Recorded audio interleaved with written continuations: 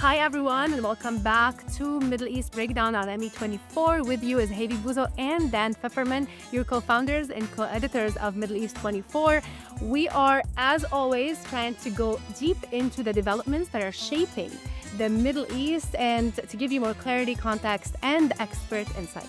Avi, I'm so excited for today's episode. I'm excited for every episode, but I'm especially excited in this series of amazing guests, amazing experts. Today, we're joined by an old friend, a mentor, and a former colleague of mine, John Schanzer, the executive director, I should say Dr. John Schanzer, executive director, senior vice president at the Foundation for Defense of Democracies, an excellent and leading think tank in Washington. And he's one of the top voices, one of the top experts, researchers, a published author on Iran, on Hezbollah, on Hamas, on U.S. U.S. national national security, security on on all of these these issues, and and he's got an excellent, excellent. as we'll find out, a show that's almost daily, the FDD Morning Brief, where he breaks down. He's on international outlets all the time.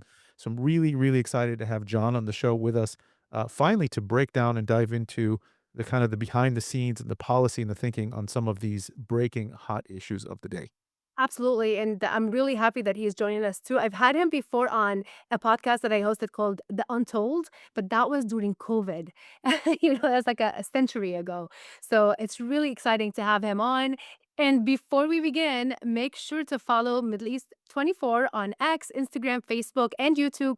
Visit our website at me24.org and subscribe to Middle East Breakdown on your favorite podcast platform, and please give us the best reviews so you can help us get the support and the listening and viewership so our work will continue.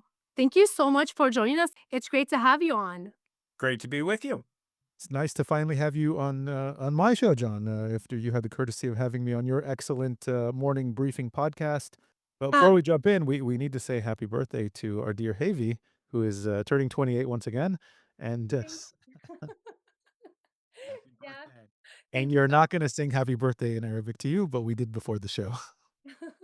I really appreciate that. Thank you so much, Dan. It's really wonderful to be actually celebrating my birthday while we're right now seeing some developments that are happening. And look, it's not about being somebody who wants to see any conflict, but I want to go into the topic of our show. We just saw that there was a cancellation of a potential meeting between the Trump administration and the Islamic Republic regime in Iran. And to me, that's a positive development. We can talk about that, see what Jonathan thinks of that. But yeah, let's jump right in. So first, John, what's happening in Iran that the world needs to be aware of? Well, the death toll is climbed over 30,000. Staggering. It's staggering, and that was the death toll for a month of protests, which is even more staggering. It's truly an insane number.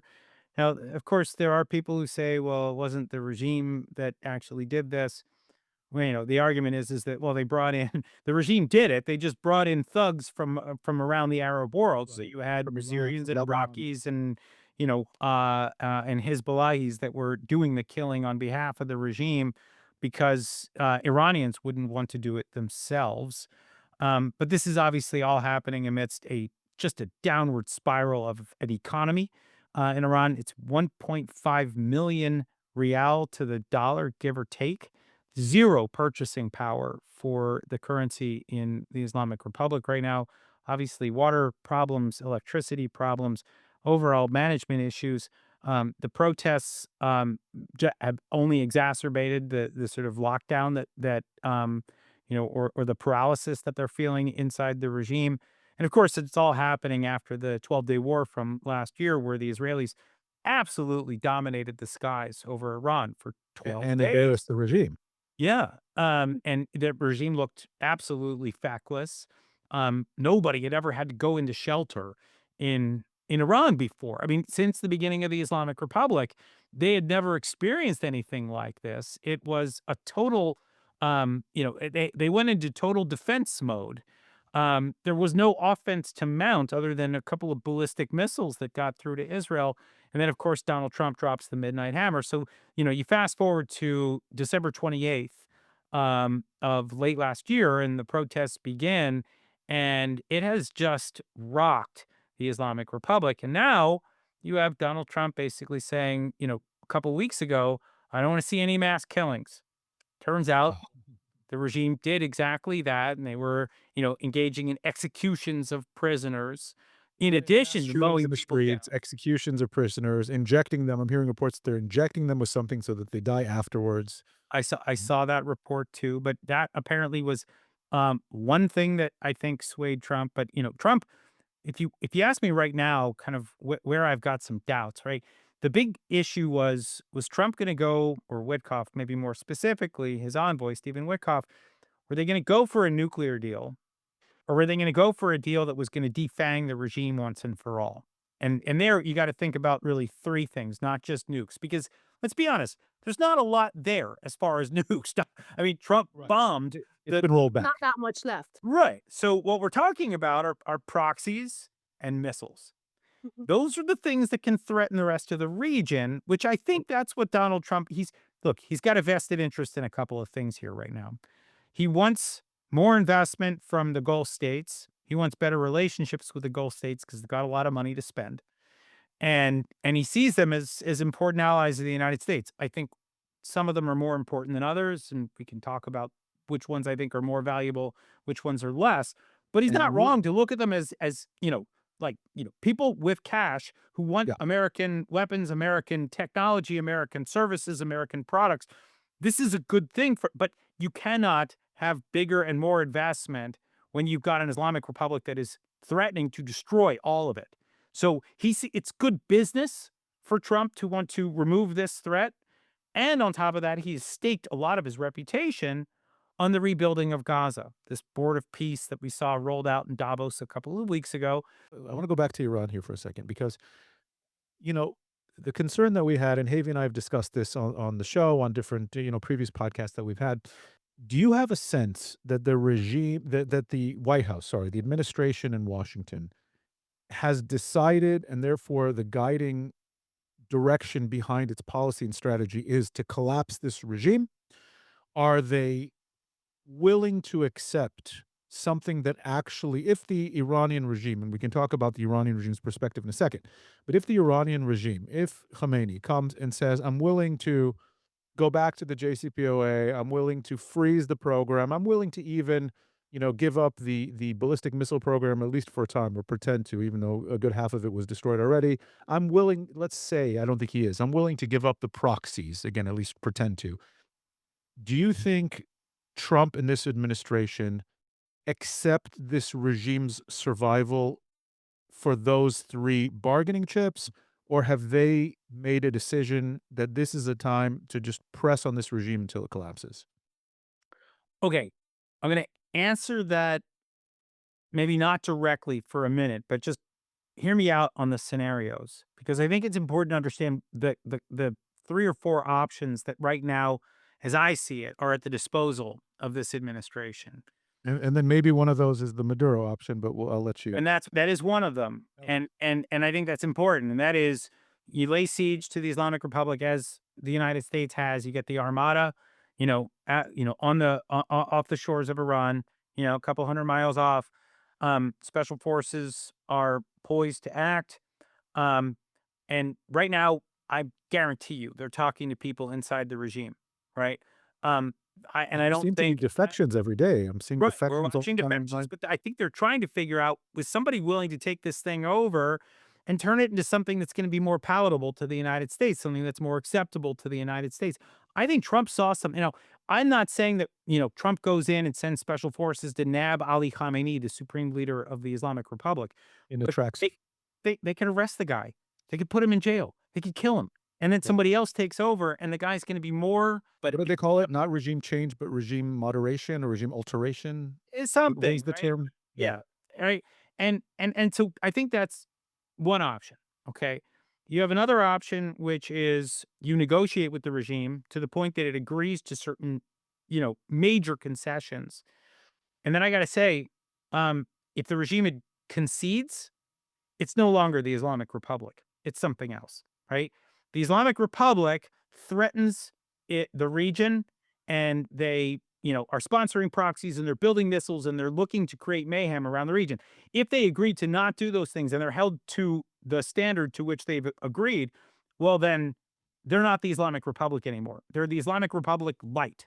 They're the Islamic Republic neutered, right? Mhm. They have lost their, well, whatever, their body parts that make them the Islamic Republic. And I think that is potentially a good thing. Then I think there's two other options. And I think that's what everybody's kind of bracing for right now, which is one is regime degradation, which That's the means word I was looking. that, Yeah. the Trump administration goes in and it's Midnight Hammer Part 2, and they're going after the Besiege, and they're going after the IRGC, and they're going after the Supreme Leader, and they're going after all of the core assets of the regime that make it the regime, but they're not necessarily going in for the kill shot. And then that I think what that does is it leaves it open for the people to come back out into the streets again and to maybe try to take over. I see risk there because it's chaos, right? By the way, all of it's chaos. All of it is unintended consequences. Nobody knows what the hell happens when you start to unleash any of this.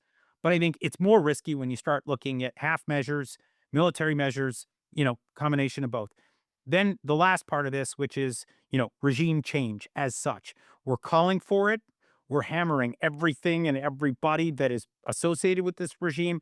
It is like Gulf War II redux, right? Or we go after Saddam Hussein's regime and we're bombing everything, right? We're laying waste to everything that we once belonged to. We're talking about debathification instead of debathing. We're calling it I don't know, Islamic Republicization. Seeing. Right, right. But these, I think, are the Depostering. four options. And then I guess the last one is standing down, right? What Trump's critics call taco, right? Trump always chickens out. I don't see a taco scenario here.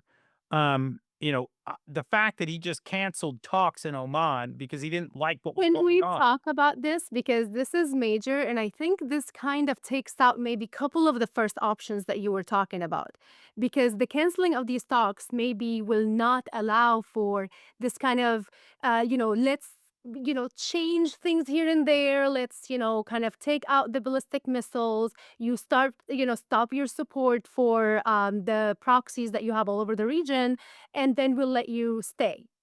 I think this what just happened is that there are conditions that the Trump administration had, and the Islamic Republic regime said no, Yeah. or they couldn't meet them, because they know that either way, this might be the end of the regime. Because in the end of the day, their survival is based on their regional aggression, the fact that they have all these weapons programs that they can hold the world hostage to, and hold their own people hostage to.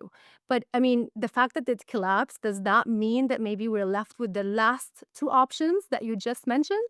I would say don't rule out diplomacy yet. I don't know when this podcast airs, but I could be eating my words by then. Well, the day after your role. Right.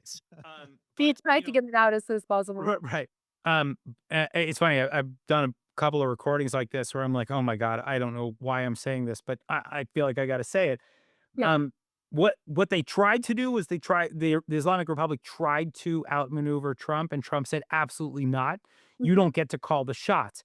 Now the question in my mind is, does the Islamic Republic come back and say, okay, got it. We heard you. And we're coming to the negotiating table with no preconditions. We're coming to you hat in hand. We understand we're weaker, but we don't want to get bombed. Um, and that's their off ramp. As I see it, that's probably their only off ramp right That's now. probably what he's pushing for. But I Yes. from what I see, this regime, it's Islamist, it's radical, it's IRGC. But there used to be kind of pragmatists who know how to work with the West. If you're going back to Rouhani, if you're going back to Zarif, if you're going back to others, I don't see those voices in the regime today who might be pushing the supreme leader to say, "Hey, well, let's at least go into negotiations and pretend to play nice with the West." Look, I mean, I got to say that construct, I got to say was just not real. We still hear about stuff like this within different terrorist organizations or within different regimes, like, people still try, oh, we got to engage the moderates and to counter the hardliners. No, I mean, what you have are pragmatists. And right now, as I've just watched some of this drama unfold, Masoud Pezeshkian, the president of the Islamic Republic, was the guy said it came out and said, let's talk, right? Yes. You moderate? Hell no. No, no, he's not a moderate. Right? He's not a moderate. What this guy is he's either a pragmatist or he's scared, or he's a scared pragmatist. So he decided that it was time to have this conversation because he was trying to head off a war. That's kind of, He's just the soft face that the regime puts on to, I don't even know if he's a soft face because the guy's still part of the Death to America crowd. He's still absolutely. part of the regime. He just happened to agree that, talking would be better than getting bombed, which Yeah. I think, 9 out of 10 people probably agree with that if they're being asked privately.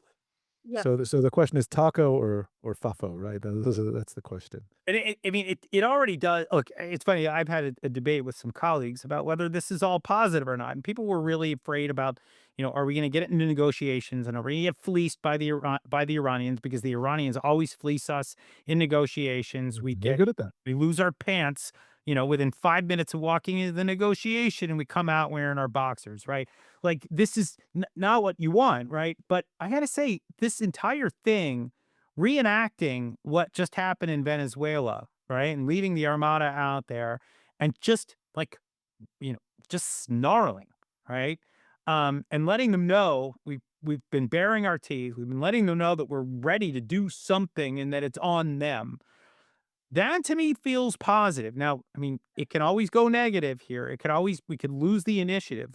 But as I see it right now, we have them right where we want them. Now the question is, what path do they choose? And so you're saying the ball's in their court. Can I jump in a question or do you have one here? Yeah, yeah. No, I mean, I kind of want to stay on Iran for just a little Oh bit. yeah, for sure. Is your question on Iran? Always. Okay. So you can go ahead and I'll jump in right after. You mentioned it's chaos. You mentioned it's messy. One of the things that I think should be pointed out, and historians will point out, is that revolutions are rarely clear. They're rarely neat, right? And rarely do the good guys, come out on top, or at least they might eventually come out on top or not, right? We even go back to '79, and it was a broad revolution against the Shah, but ultimately the most organized group will win. At the time, it was Khomeini and it was the Islamists. Is there anyone organized in Iran who could come out of this chaos now, in a month, in a year, whatever this is, whatever the timeline of this regime is there anyone organized enough who can come out on top? Or, one of the scenarios I've heard, and I've heard this from a number of different sources, some Iranian, some, Western intelligence experts, say that, and you kind of alluded to this, is there maybe there are some actually pragmatic, IRGC figures who might be colluding with the United States and say, you know what, we're going to overthrow them, we'll step in, we'll be more amenable, as you said earlier. Yeah, Where are you seeing this? in short, I don't know. And I don't know who knows. I mean, and this is kind of the crazy thing, right? This is like Schrodinger's Iran. Like, I mean, it's just like a big black box, and when we open it, we're going to find out what's in it, right? I heard that from folks I think who know, that the protests were somewhat leaderless. It was being operated cell by cell, town by town, neighborhood by neighborhood, and that there was no clear leadership. There's a reason for that, though, right? If you were actually a leader of the opposition Right. in the Islamic Republic, your lifespan has shortened significantly, right? If people know who you are, you're not long for this world, right? And so, in terms of grassroots mobilization, no clue. In terms of moderate leaders who are willing within the IRGC or within the leadership structure that are willing to shiv their senior, clerics in the Right, back bro. in order to rise up through the ranks, if I knew who they were, they would also be dead, right? I mean, these people, like, they probably exist out there, but we don't know. The one thing that I think we've heard repeatedly is that there is likely going to be some kind of role for the exiled crown prince, if I can call him that, because I don't know if I can still call him a crown prince, but he's the son of the fallen Shah, Right. Reza Pahlavi.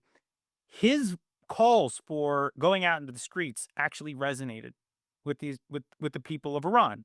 Yes, And and they have been saying Jawid Shah as, like, their slogan. yeah, yeah, long live the Shah, long live the king, right? And so there has been a surge in support for him. Um, Now the big question that I think, and I've wrestled with this on my podcast, and I've wrestled with it with some other analysts and news programs. You know, are we trying to actively promote a monarchy? Because that sounds decidedly anti-American at its core. Like, we don't do that. We don't promote monarchs, right? We don't promote autocratic states. Mhm. What I hear from Iranians who support the crown prince and support revolution and support the downfall of the regime is that Pahlavi could become a vehicle for maybe some kind of democratic monarchy, right? Sort of, I mean, I don't want to quite make the Constitutional monarchy. yeah, constitutional monarchy, like the Like British or the UK, exactly. yeah, or Norway or whatever, where you have a king that is respected, that the throne is the crown is respected, but the people are actually still making choices, and that if there's somebody there who can be the guiding force for this, well, that would be wonderful. But there's a lot of stuff I got to tell you right now that needs to fall into place to get there.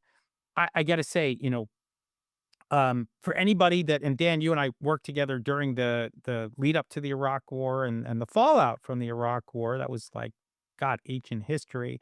But one of the things that I think I learned, I think we all learned to some extent, was the unintended consequences of conflict, right? You know how it starts, you don't know how it ends. Right. And even when you start, do you even know? I mean, we didn't even know how it started. I mean, we were talking about yellow cake and, nuclear stuff that didn't even exist, right? Or at least it's highly questioned right now whether whether this was a casus belli or not, or a legitimate one. I think we understand why we're going to war. I think the history of the Islamic Republic for the last 5 decades should be enough for everybody to understand why it would, behoove the United States to try to rid the world of this regime. But then what happens in its wake? There will be a vacuum Yes. inside Iran and outside Iran. And that's the stuff. In which way you mean outside Iran? But I do have another question about Iran. I mean, Whoa. inside Iran, I think we know, right? Inside, we know it's like who's going to run the place, and police and schools and hospitals, and the Outside. production of energy and everything else, right? Nobody knows how that stuff's going to go once war happens. You have to recognize the Islamic Republic has been projecting power across the region for 50 years plus, since 1979, right? So, or almost 50 years. Um, the um the we saw them in, obviously, in Gaza, saw them in Lebanon. No longer there in Syria in a serious way, but they were there for a while. They were projecting power in Iraq. They're projecting power in Yemen. They're projecting power in the West Bank, Bahrain, Saudi Arabia, right? The Horn of Africa. I mean, there's like, I mean, you cannot spit in the Middle East without hitting a country that has been infected with the Islamic Republic's proxy project, right? Even as far west as Morocco, they're concerned with Iranian interference. Correct. So, what happens when the Islamic Republic shrivels up as the result of an attack, right? And it's no longer able to spend money abroad. It's no longer to send weapons abroad. It's no longer trying to ideologically indoctrinate these groups to foment violence against Israel or against their host governments. Just right now, if you ask me, you look around and you know, a lot of people are saying, "Oh, well, it's the Saudis or the Emiratis or the Qataris. They have all the money." Okay, yes, and that means they have soft power. But let me just tell you, they don't have hard power at all, right? And we've seen that over the last decade. They don't have We've it. seen I'm that very clearly. sorry, right? Yeah. I mean, like, Now, do you think Turkey is gonna be the ones if yes. vacuum? Turkey is the only viable state, if you ask me right now, that has the capability of projecting power. Now, and they can do it in ways that the Islamic Republic cannot right now. And Because of Sunni? yeah, so let me explain what I mean by that. And it's a That's functioning state, right? Yeah, well, they have a functioning state. They actually have an economy, right? And by the way, they're getting all kinds of support from the Qataris, hot cash injections from, from their ideological brethren that are also committed to spreading the Muslim Brotherhood. They have an ideology that will appeal to 80% of the Muslim world, as compared to the 20% that the Islamic Republic was appealing to, right? Shia Islam is 20%, Sunni Islam is 80% of the Muslim world. They have a wider appeal. And the Brotherhood, which is active in 92 countries across the world and every country in the Middle East, whether or not the countries that are hosting it actually allow for it, they're there. They're a secret organization when they're not allowed to operate. On top of that, this is the second largest army in NATO, right? And they're armed with American platforms. They can fight conventional armies. And then they also, and we've seen this already, they're sponsors of Hamas. They are the patrons of the new Syria. They are increasingly, and I'm hearing this with good authority, they're giving funds and weapons and support to Hezbollah in Really? Lebanon. Oh, that's new. Yeah. Yeah. Even though they have the Sunnis in Tripoli who are now also kind of calling out for Tripoli, the part of Lebanon, to become part of the Ottoman, whatever it is. They are the tip of the spear for what the neo Ottomans are trying to do. So This is new, don't John. You're saying forget, they're supporting they also Hezbollah are in in Lebanon? Iraq, right? They and you now see the Saudis saying that they want to have some kind of defense pact with the Turks, right? So when you start to look at And they're in Libya, they're in Sudan, they're in they're in Somalia, right, we just saw there's Turkish drones that are based in southern Egypt right now, going into Sudan. going into Sudan. Burhan. So when you look big picture right now, you see the Islamic Republic starting to recede. And I don't know whether it permanently recedes, if it's a partial recession, I don't know, right? But you see the Iranians getting weaker. You see the Gulf states getting nervous, Mhm. not knowing what's going to happen next, and knowing that they can't do much themselves. They are not power projectors. And the Turks are like, they're looking at Our turn. they're looking at their power projection capabilities, and they're salivating right now. Mhm. You know, So interesting that you're saying that because Erdogan, he like Turkey and the way that we see Turkey today is all based on Erdogan. Him and the party that he's a yeah, part, which is a Muslim Brotherhood affiliated party. But do you think that he has the capability of continuing to control Turkey the same way the Islamic Republic regime in Iran had that kind of absolute power over Iran? yeah, And another part, which is kinda like, I wanna say, I'm kinda like, it disappoints me, to hear something like this. I'm like, "Oh, no," we were hoping that the Middle East now could basically have the Abraham Accords be like the new direction, right? Israel is a country that has all the capabilities to be the one projecting power that is actually constructive, that is actually about cooperation and innovation and all of these good things that the region needs. So, how do you kind of reconcile that? So look, I mean, I think Israel is a regional power, but you know, and Dan, you can foot stomp this probably better than I can say it, but it's the IDF is the Israel Defense Force, right? They're about defending their borders. They're not about projecting power abroad. One of the things that was Never so built for it. right. Never built That's for it. not how they're built. They don't want to be built that way. Yes.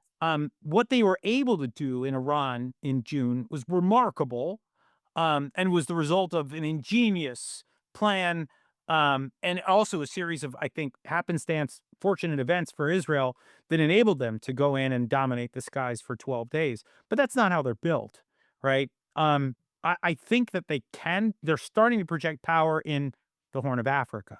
That's interesting. That's one place with we just saw the recognition of Somaliland, and as I understand it, there are some Israeli aircraft that are shuttling in and out, and maybe there's personnel too. Um, that's all good, but that's not like, I mean, look, let me just say the Israelis are not going to plant a flag somewhere in the Arab world and expect it not to be burned down the next morning. This is the Muslim world at the end of the day, and Israel's not welcomed as an occupying force, as a military force. The idea for Israel would be to make more alliances like they did with the UAE or Morocco or Bahrain. Extension of the Abraham Accords. Yeah. Yeah. And Well, there, that's the Israeli model here. So there's the Israeli model, but let me it won't let me challenge you here. it will not work if you have an aggressive Qatar and Turkey in particular that are trying to spread Muslim ideology, rather Islamist ideology, Sunni Muslim ideology that is aggressive and expansionist. Well, And and and let me so, but challenge you here. just to finish the thought here, the the way out of this scenario and the way into the model that I think, Havy, that you're kind of referencing of, kind of an expanded Abraham Accords Middle East where, peace is breaking out and everybody's singing Kumbaya. And yes, I recognize I sound a little facetious here, but I mean, I actually think that it would take effort to get there, but here's how it's done. Qataris and the Turks are removed from the board of peace. They do not have a role to play in Gaza. And in fact, they are stripped of their alliance status with the United States for all the things that they have done and that they're still doing. Um, this is not the policy of the Trump administration right now. Mhm. It's not. It's Uh, absolutely and then in addition to that, we also need to figure out how to solve this spat, this growing spat between the UAE and Saudi Arabia, because right now we thought 2 months ago, 3 months ago, we thought the Saudis were moving in the right direction with normalization. Right now, as a result of this ongoing battle that they're having with the Emirates, they are moving 180 degrees away. And if you want the dominoes to start falling as it relates to normalization in the region, more Abraham Accords you is got to only have going the to Saudis on come their side. from the custodian of the two holiest mosques in Islam. If they do that, you cannot be holier than the Pope, as they say, Mhm. right? So everybody starts going in the direction of what the Saudis did, and then boom, Bob's your uncle. But we are not close to that moment for the two reasons that I just We suggested. seem far the way. I want to. You kind of teased the next points we're going to, but before we do that, I want to jump back to Turkey for a second. Um, and we've had a series of excellent conversations on this podcast for the last couple of weeks. We had Rob Satloff on 2 weeks ago. We had Hussein Abu Bakr Mansour last week. Now we've got you. Um, Wow. this I'm like the dumb guy in the room. I can feel it. oh, you're great. Pressure. Come on. You're an Eagles fan. We'll forgive that, but other than that, Now, good crew you guys are getting. excellent guests, one after the other. The picture that we're starting to put together here at ME24 on the show here is this new kind of, like Havy said, we were hoping, Havy and I have been friends for years before we launched this, in that we were hoping for this Abraham Accords moment, like you said, that the UAE and Saudi were going lockstep. It seemed that the direction was forming in this Abraham Accords camp and then this radical Iran-led camp. Iran was finally weakened. This was the moment. And now, as you said, why are the Saudis wasting this opportunity? And some of the things that we've had on the show that we've understood is that, first of all, and Rob Satloff pointed this out very well. We tend to think of Saudi as just a bigger UAE, and we forget that it's not. Right? It's fundamentally a very different country with very different priorities, very different strategies and agendas for the region. The UAE seems to have decided that you're right, they can project power, and they've gone lockstep with the Israelis. The UAE have doubled down on the Abraham Accords. The UAE seem to be working, at least for now, with Israeli power projection. What the Saudis seem to be doing, tell me what you think about this, or if I'm understanding you, or if this is where you're going, partly because of what seems really just to be kind of an ego feud between the MBs, MBS and MBZ. They have gone with Turkish power projection over Israeli power projection, and so everyone's kind of taking their claim, and you're right, this is kind of the moment for Turkey to rise up. So, A, I want your take on that. B, kind of it's locked into that, so if you can address this. I'll play devil's advocate for a second for you, right? We know Iran. We know what Iran was doing is it was projecting power all over the region. Is Turkey that Islamist? Is Turkey actually pushing Muslim Brotherhood groups, or is it using existing Muslim Brotherhood groups for its power projection? Uh, should we be that worried about Turkey? That's the kind of devil's Okay. advocate I want to play So here. two things. Yeah. First, Gulf spat.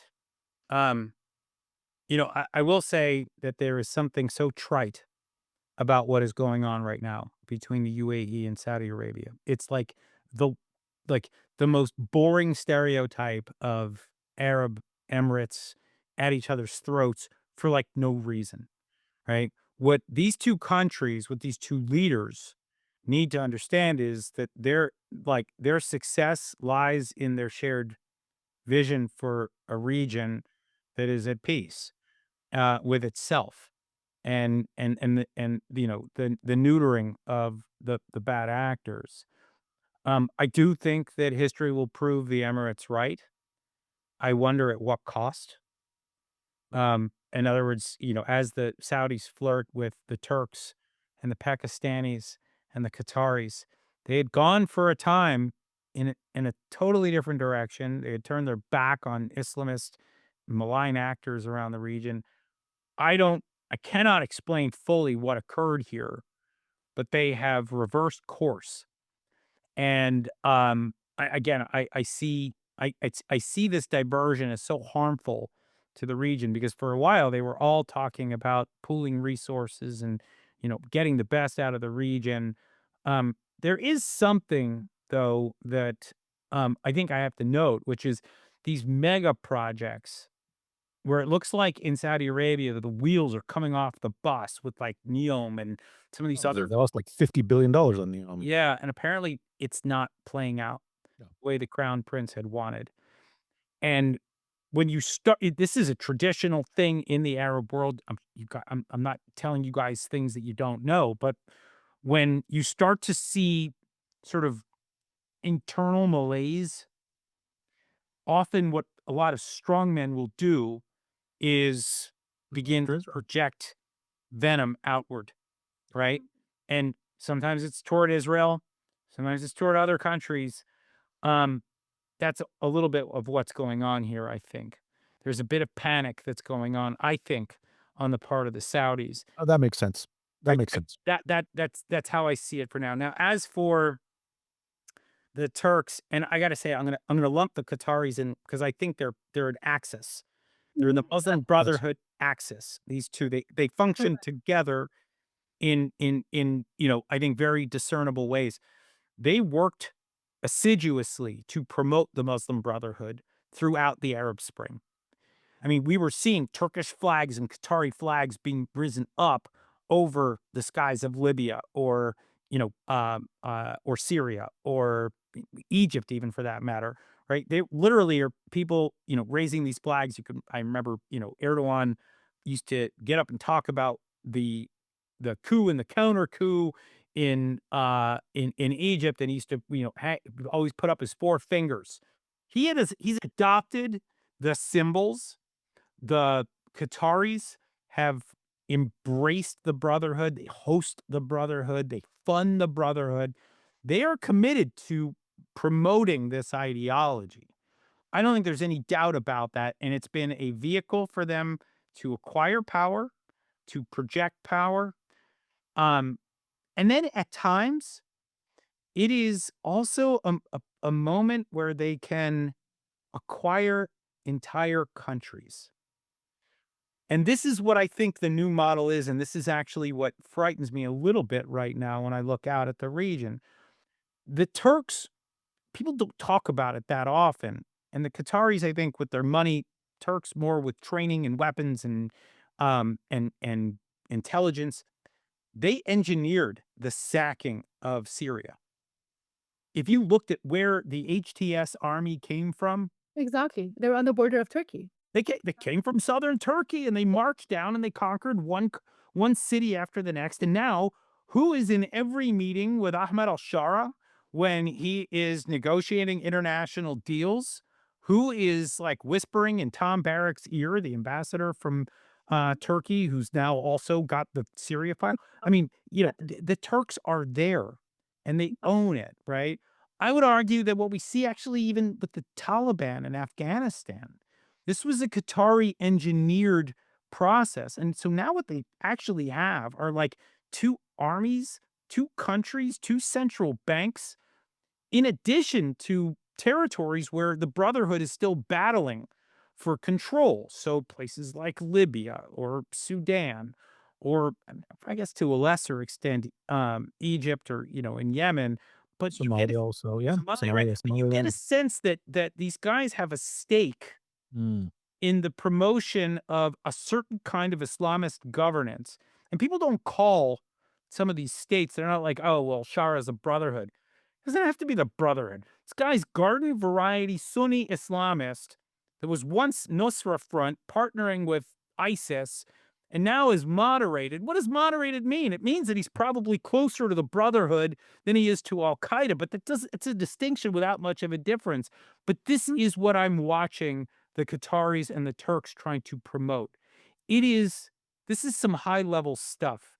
This is way different than Iran, right? Iran was buying violent groups that were undermining states. These Here they're guys, trying to take states. Yeah, yeah, that's weird. Oh. That's Can we go to the peace board? Can we talk about the peace board because that's like an important topic, and we don't want to not get to it before your time. Uh, the last question though on Turkey Qatar because this has been driving me crazy. well, this Before is we go to part of peace it board. too. Go ahead. Why doesn't the U.S. get this? Why is the U.S. working with them and not pressuring the crap out of them? so I gotta say, Why is the U.S. coddling them? yeah, um, I don't know the answer. I can't answer it outright. Um, my best understanding is that, you know, if they're not Iran and they're not Al Qaeda, Then they must be right? okay. Then, well, they're not perfect, but the Middle East isn't perfect, right? And so you gotta just go with the flow here and do the best you got. And so if you have a couple of countries that are talking about bringing stability, I mean, this is the thing, right, with Syria, right? When they talk about the attacks on the Kurds and the Druze and everything else, this is all being framed under the guise of stability. I mean, it's Orwellian as, you know, as I see it being discussed, right? But they're talking about taking over territory and consolidating control in the name of stability. And I think that point needs to be understood when we look at the role of the Qataris. And they're saying, look, we can kind of homogenize the region. We can remove some of the violent actors that have been plaguing.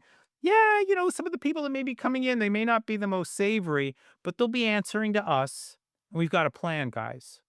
And that's, I think, my best guess, my best understanding of what's going on in the region. And I think this could be a very dangerous moment when you think about it, what the ramifications are down the line.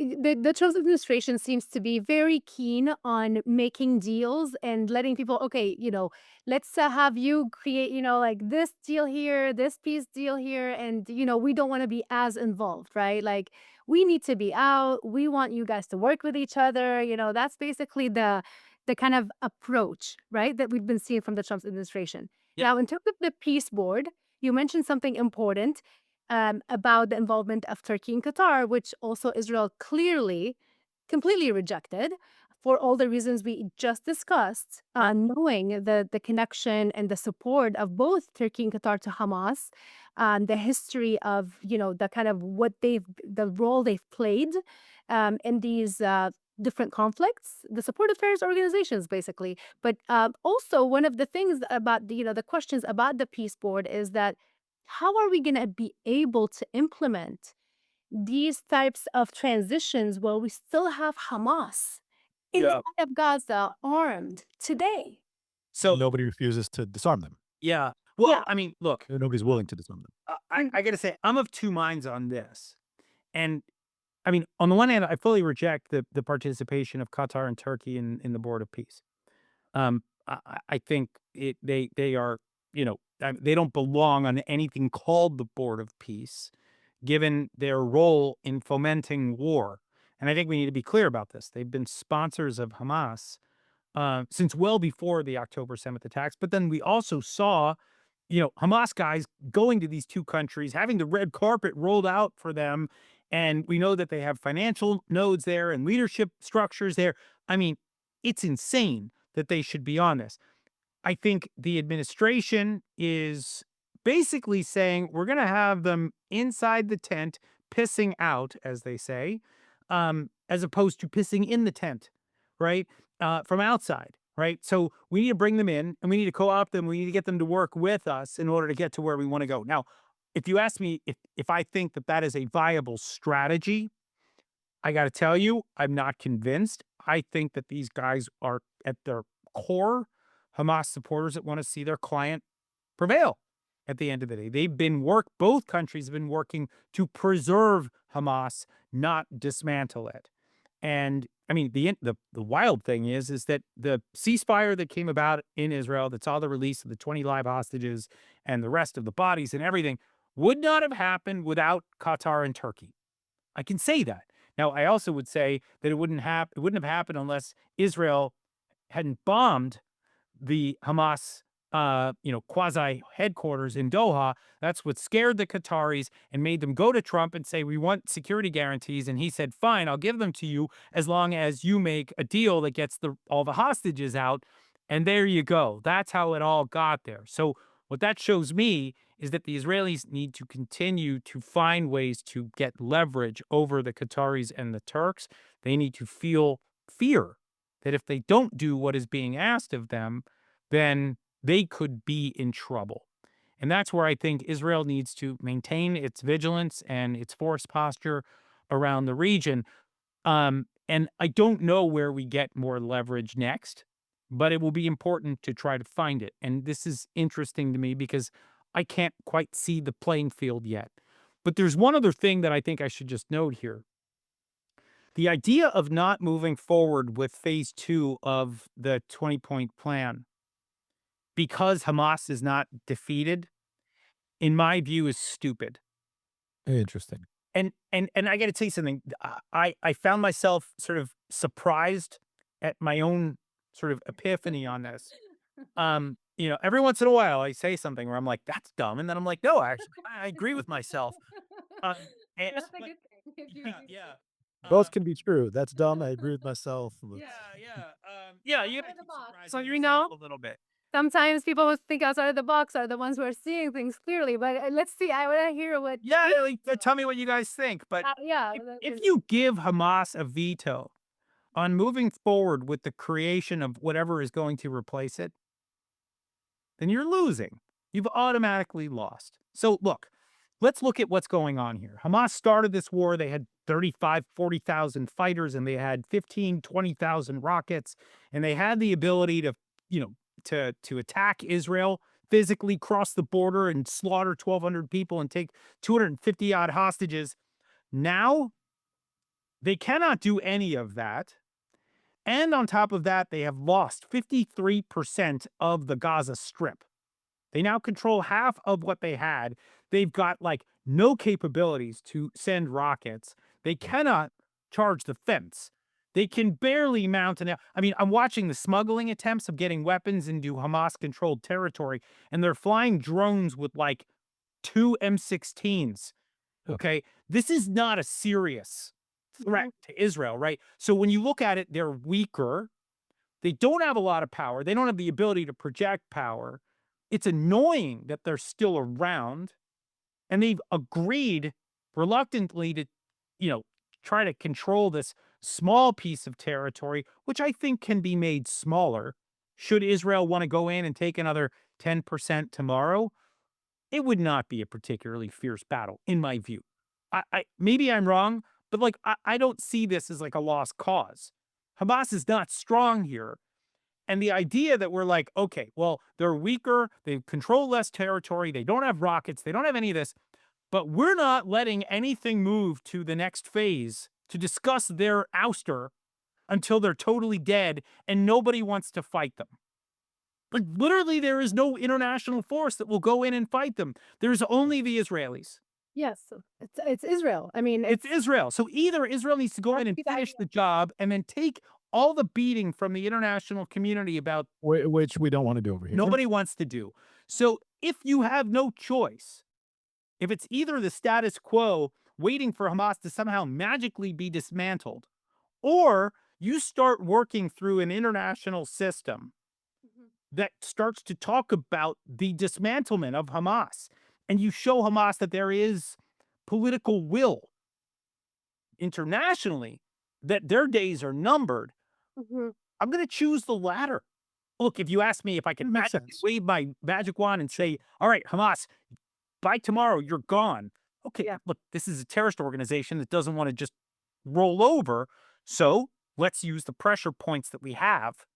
And right Two now, that's the board of peace. two questions on this. Two questions on Wait, am this. I an idiot or No, I think it makes sense. I think it makes sense. It does. And I think you're seeing it clearly in that, oftentimes in my critique here of Israeli leaders is they're great at saying no to bad ideas, but they never come up with good ideas. And from my understanding, the Trump 20-point plan was either, maybe it was drafted in Jerusalem or it was certainly influenced by Jerusalem. I've heard that rumor abound, and I think it's a great plan. On paper, I think it's great that what imagines. I think it's great that the entire Arab League and the UN Security Council signed onto it, and so I don't think you're wrong. I think it's all about momentum and taking charge of the narrative, taking charge of the plan. I'll just ask you this. We've heard this on different places. We've talked about this on this podcast. Does this tie into the um, East Gaza, West Gaza, sort of East Berlin, West Berlin kind of scenario in which the non-Hamas 53%, and you said possibly more of Gaza is the part that's rebuilt and the part that's under Hamas control can just languish until they give in? look, I think that's a possibility. I mean, let me just say, if Hamas refuses to surrender, why can't this continue? People are going to say, "Well, look, Israel, you're forcing a famine." No, there's no famine, right? Because aid is getting in, right? As much aid as they can justify, right? Yeah. And you have this buffer zone around, so you're no longer worried about people violating it unless you're the brother of the Shin Bet head, right? Which we can get into maybe on another episode, which is insane. But the thing is that there's no reason why you can't build up methodically, pragmatically, everything that is around the bad Gaza and make a good Gaza and just say, look, we're waiting for you to surrender. We're waiting for you to lay down your arms. Until you do, we can't leave. We cannot move away.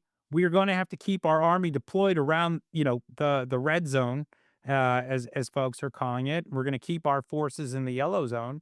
Um, there's no, I mean, look, what people keep not remembering is that Hamas could still end this tomorrow if it surrenders.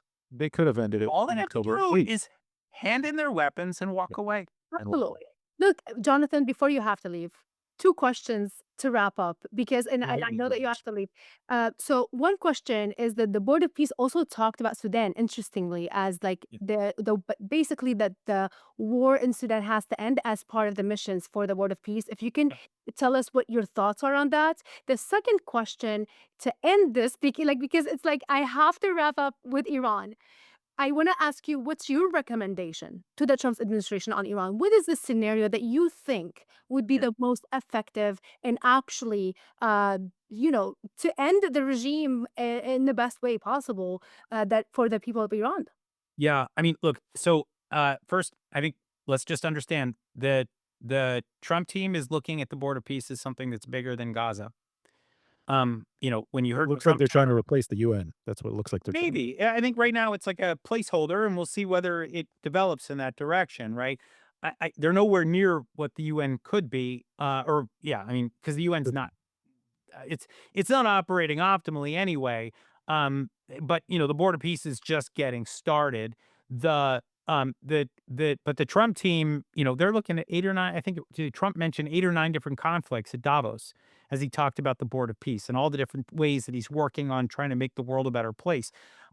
So I see Sudan as one of those conflicts, but it's one of several. It's one of many. I don't see it as being pivotal to Gaza. I see it as being pivotal to the Trump administration as it envisions all of it. Um, as far as Iran is concerned, look, I don't see the intel. I don't know what our war planners are seeing, what our intelligence services are seeing. I don't know what the Mossad is seeing. I don't know how to do any of this. What I would say, though, is the momentum for the protest movement petered out because Trump didn't come. We need to do something, in my view, something kinetic, something symbolic, something whatever, that encourages the people to continue to not give up a fight.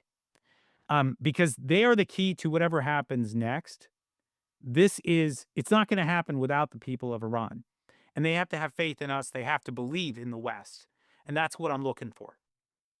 Very good. We're recording this February 4th. Who's taking the Super Bowl? Oh, I don't care. The Eagles aren't in it. Thank you so much, Jonathan and Schanzer, for joining us today. And again, a wonderful conversation. What do you think, Dan? What do you think of the conversation? Loved it. Always enjoy talking with John. I think he's one of the more insightful people to discuss Middle East and foreign affairs. And so I'm glad we could finally have him on the show. Me too. And like so much is happening. I really do hope that by the time we air this episode, that things are not far too changed. That we're like really behind. It's really interesting and I think exciting time in terms of the developments of the things that are happening. We're on the verge of something major in Iran. A lot of uncertainty. Iran, Turkey, and you know what I have to say? I've been thinking, we've been talking a lot. I've been thinking a lot about Turkey and its role in the region. I think John opened my eyes Yes. to the importance of what is happening. I think not enough people are paying attention to it. I was shocked about Hezbollah's support. That is new. It is very new. Wow. Because We're gonna have to look into that. see, it doesn't matter if it's a Shia extremist group or a Sunni extremist group. For Islamists, it's all about the leverage and power projection and Absolutely. yeah. So for all of you out there listening, keep following us. If you're only on one platform, follow us on all the rest. We are on X, we are on Instagram, we are on YouTube, we are now on Facebook, and of course we have our website that is constantly being updated. And you can sign up for our forthcoming newsletter on the website, and we will make sure to give you constant updates, news, analysis, and insights into a very, very complex and quickly unfolding region with authentic and real-time insights from the region, from real experts, all Middle East, 24 hours a day. That's why we're called Middle East 24. As always, wonderful to host this show with you, Dan. And As always. you're Happy birthday.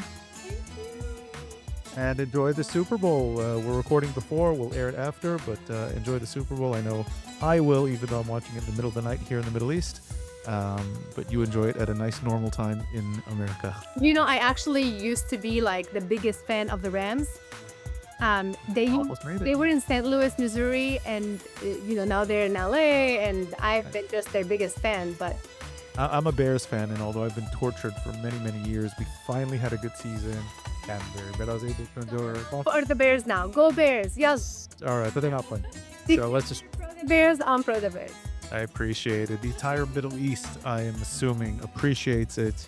And let's hope that that's the biggest news for the next week is the Super Bowl and not anything from the Middle East. Maybe we can just enjoy the commercials. Except for a big Iran, though. Except for a big Iran. Enjoy your birthday, and we'll see you all next time, everyone.